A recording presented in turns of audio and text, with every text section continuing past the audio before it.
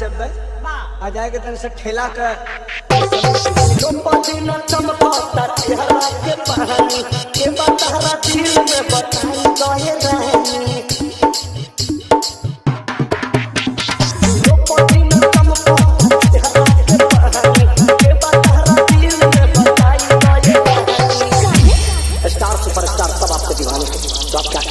अरे दीवाने हैं तभी तो हम चर्चे में हैं, लेकिन मैं उनको अपने काबिल नहीं समझती।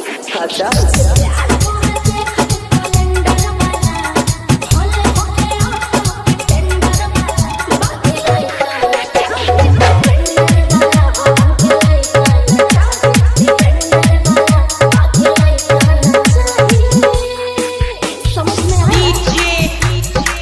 शिवपाल सिंह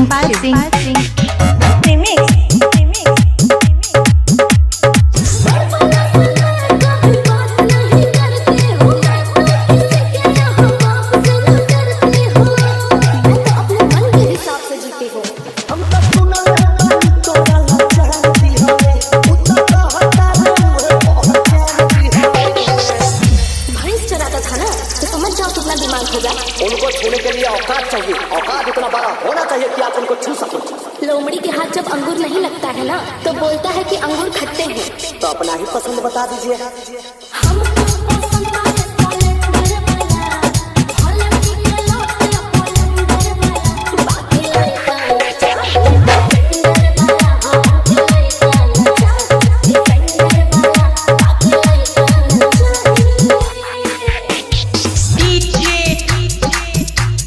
शिवपाल सिंह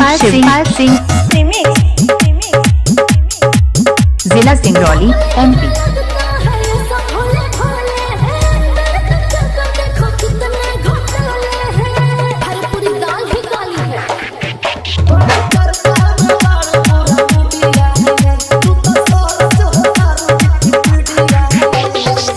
अच्छा एक बात बताइए, आप डिफेंडर से उतर के ऑटो में कहाँ बैठ गई?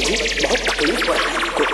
हाँ तो वो भी कौन सा करीना कपूर के साथ दिखाई दे रहे हैं, वो तो स्कूटी पे ही सवार है। तो आप क्या कहना चाहते हैं?